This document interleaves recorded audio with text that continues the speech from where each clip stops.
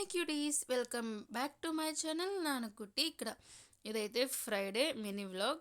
So ఇక్కడైతే నేను ఈరోజు ఫ్రైడే కాబట్టి చక్కగా పూజ అయితే చేసేసుకున్నాను. అండ్ ఇక్కడికి వచ్చేసి కిట్టాయికి కూడా చక్కగా దీపం అయితే పెట్టేసి లైట్ అయితే వేసాను. చూడండి ఎంత ముద్దుగా ఉన్నాడో, చాలా అంటే చాలా బాగున్నాడు.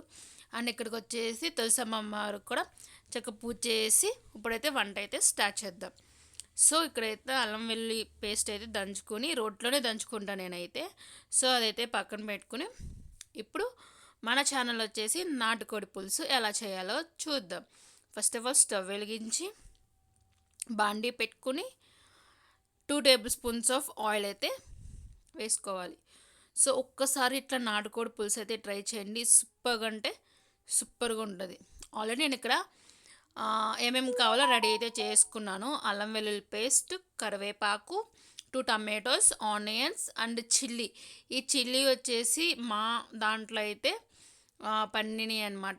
సో ఇవైతే చాలా అంటే చాలా బాగుంటాయి కర్రీలోకి. సో మన ఆయిల్ కూడా కాగిపోయింది.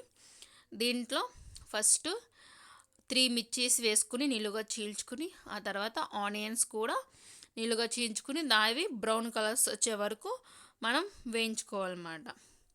అలా వేయించుకున్న తర్వాత కొంచెం కరివేపాకు అయితే వేసుకోవాలి. అలా వేసుకున్న తర్వాత అటు ఇటు కలుపుతూ ఉండాలన్నమాట. సో మీకు ఏమైనా కర్రీస్ కావాలంటే సింపుల్ రెసిపీస్ అయితే కామెంట్ బాక్స్లో కామెంట్ అయితే చేసండి. అండ్ ఇక్కడికి వచ్చేసి అల్లం వెల్లుల్లి పేస్ట్ అయితే కచ్చాపచ్చగా దంచుకుని వేసేసుకున్నాం. ఇప్పుడంటే మిక్సీలు గ్రైండర్స్ వచ్చినాయి కాబట్టి వాటిలో వేస్తాం. బట్ పూర్వకాల పద్ధతి అయితే రోట్లోనే దంచుకున్నాం. అండ్ ఇక్కడికి వచ్చేసి నాటుకోడి అయితే నేనైతే ఉడకపెట్టుకుని అయితే పక్కన పెట్టుకున్నాం.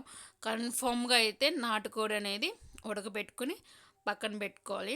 అండ్ ఇప్పుడైతే ఉల్లిపాయ మగ్గిపోయింది కాబట్టి సో ఇక్కడైతే టమాటోస్ వేసుకున్నాం. టమాటో వేసుకున్న తర్వాత చూడండి, టమాటోస్ కూడా ఇలా మగ్గిన తర్వాత నేను పక్కన అయితే రైస్ కూడా పెట్టేశాను. సో అలా మనం ఉడకపెట్టుకున్న ముక్కలు అయితే దాంట్లో వేసేసుకోవాలి. సో నేనైతే రైస్ కూడా మేము ఎప్పుడు కుక్కర్లో పెట్టాం, మేము రైస్ కుక్కర్లో కూడా పెట్టాం, మేము ఇలా నార్మల్గానే వండుకుంటాం. అండ్ కొంచెం మగ్గిన తర్వాత ఒక 5 మినిట్స్ ఉప్పు కొంచెం కారం వేసుకుని మన యాజ్ యూజువల్గా ఆ ముక్క పట్టేటట్టుగా అలాగే తిప్పుతూ ఉండాలి. అండ్ ముక్క పట్టిన తర్వాత కొంచెం మనమైతే కాసేపు మగ్గనివ్వాలన్నమాట. సో మనం అట్లా మగ్గుతూ ఉండాలన్నమాట. ఇప్పుడు చూడ కర్రీ మొత్తం ఒకసారి ముందుకు పెట్టేసి పక్కకు పెట్టాలి. సో మన కర్రీ అయితే రెడీ అయిపోయింది. ఇప్పుడైతే మా డాడీని అడుగుతున్నాను అనమాట, నాన్న కర్రీ ఎలా ఉందని అంటేను మా డాడీ ఒక ఎక్స్ప్రెషన్ ఇస్తారు. ఇక్కడ అయితే వాయిస్ అయితే కట్ అయిపోయింది, చూడండి సూపర్గా అయితే ఉందన్నాడు. Thank you.